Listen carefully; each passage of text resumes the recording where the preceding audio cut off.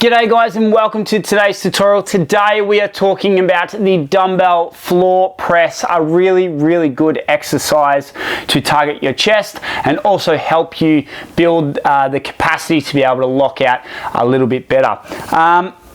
So today what we're going to cover is how to set yourself up properly and then how to execute this lift so that you get the most out of this particular lift. So let's get started on the setup. A lot of people, when they do this particular exercise, what they do is they lay down completely flat and they have their midsection flat up against the floor, okay? And you can see that when I lay like this, how pronounced my shoulders are above my chest. So if I was to do a press from this position, you can see how my shoulder wants to come forward. What we need to do is just like we would any bench press, and we need to pull our shoulder blades back and down.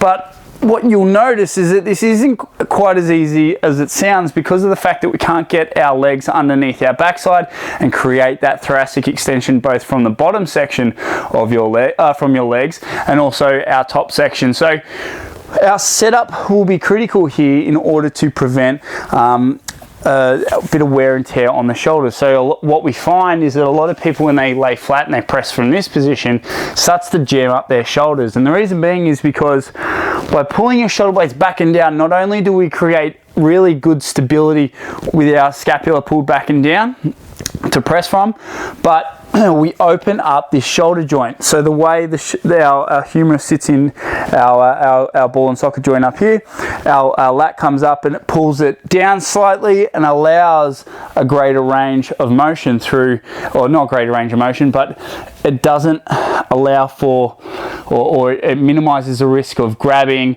and hurting our shoulder. So it opens it up for us.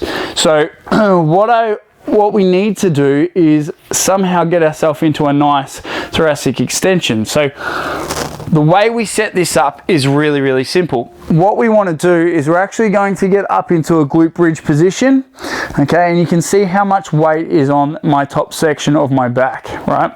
From this position, we're going to pull our shoulder blades back and down. We're going to tense right up as we normally do. And then with our backside, or with our feet, sorry, we're going to wiggle our feet up as close as we can at the top portion of the glute bridge. And then we're going to place our backside on the ground. And what's going to happen is that you're going to feel a shift in your weight pushing up and into the top section of your back where your shoulder blades are pinned back and down, and that's there is going to give you that leverage point that you can use to create that thoracic extension, especially if you have a tight midsection that maybe not so mobile like myself, where you're not getting a big natural arch. This is a really good spot to start from in order to create that leverage point. So our hips are going to be up. We're going to worm our feet in towards our backside. We're going to drop that backside down and try and push it up into our shoulder blades. And you can see now I am locked in, ready to go, and I'm going to be able to press from this position.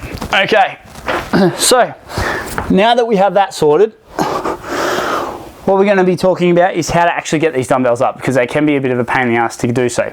So what we're going to do is we're actually going to start with the bad boys on our knees. Okay, now I'll just shuffle around here. Right, so we're going to start with them on our knees. And as we do our glute bridge, we're going to bring them up and over our chest. So start up here, all right, rock back.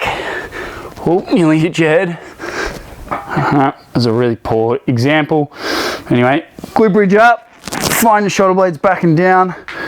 Okay, worm your feet in, drop your hips, arms slightly out of the 45, press from this position. Okay, we're going to control the negative. Trust me on this one. You really want to control the negative. And the reason being is the first time I ever did this exercise, I came down naturally thinking that I was doing a bench press. I come down, went bang, all sorts of funny bone action occurred. And I'm like, oh man, had to throw the weights away and start again. So yes, by all means, control that negative down. You can see that I am going down on a 45. Again, this is to do with shoulder health and also creating as much torque through our pectoral head through our pecs as possible.